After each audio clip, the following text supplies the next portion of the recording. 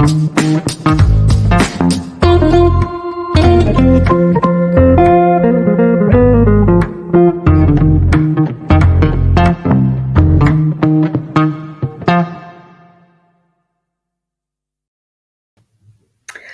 I'm Karina Okotel, and this is the weekly wrap-up.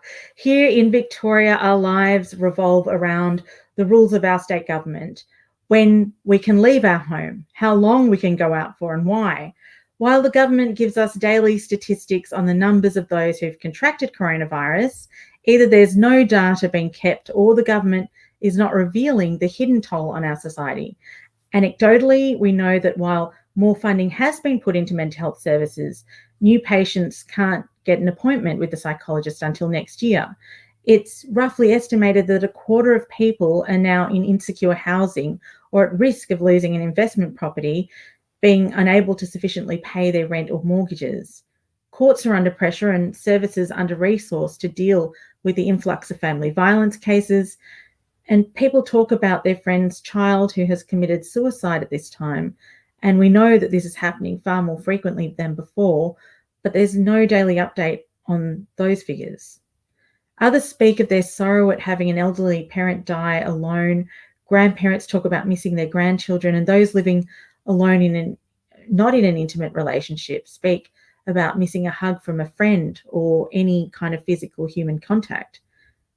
Fewer people are seeing their doctor, and we don't know how many people are living with treatable conditions like cancer, but going undiagnosed.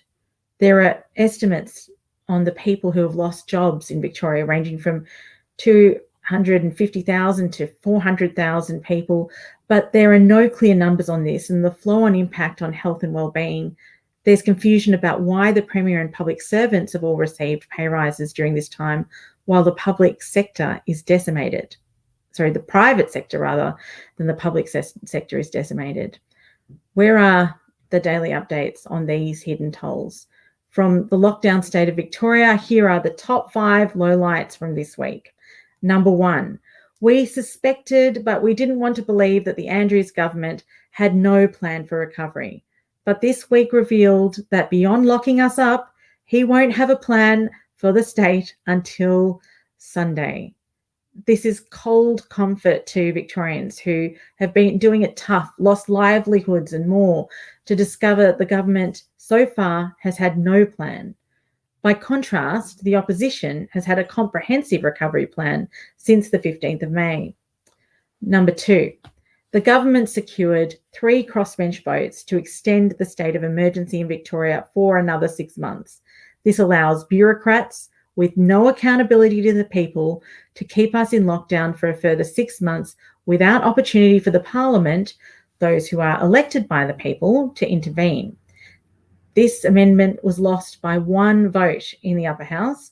Yet another example of how important it is that people make wise decisions about who they elect at the ballot box, and why people need to stop shouting from the sidelines and get involved in politics to help good people with integrity, fill our parliamentary benches. Last week, people hit the phones and email like never before, lobbying the crossbench to vote down the amendments. And it looked like People Power was working with the noises coming from the crossbench indicating that they wouldn't support the bill. But the government got to them. 3 crossbenches sold out Victorians. The only question is, what did they trade their votes for? Yesterday, a day after the state of emergency was successfully extended, one of those crossbenchers in favour, Fiona Patten, moved a bill to stop public schools hiring chaplains or people teaching religious education to only be people who have the faith that they are educating students in. How does this make sense? A faith is not an intellectual idea or concept, it's a faith. This means that belief is essential. There is positive discrimination in many areas. For some jobs, you have to have an Indigenous background. For others, you need to be female, and others, again, someone with a disability. Why then advocate that positive discrimination only be removed for faith-based positions in schools? The only reason could be if you want to stop people sharing about their faith altogether. What's the bet that Fiona Patten traded her state of emergency vote to the government in exchange for their support for her bill? And what other deals have the other two crossbenchers from the Animal Justice Party and the Greens made? The day before the amended state of emergency laws will pass through the upper house, and our third point here, 13 eminent doctors wrote an open letter to Daniel Andrews urging him not to do so. They wrote that the medical, psychological, and social costs of the lockdown are disproportionately enormous compared to the limited good being done by current policies and are relevant factors to be taken into account by any responsible government. Perhaps not unexpectedly, this letter has been completely ignored by the Premier. Number 4.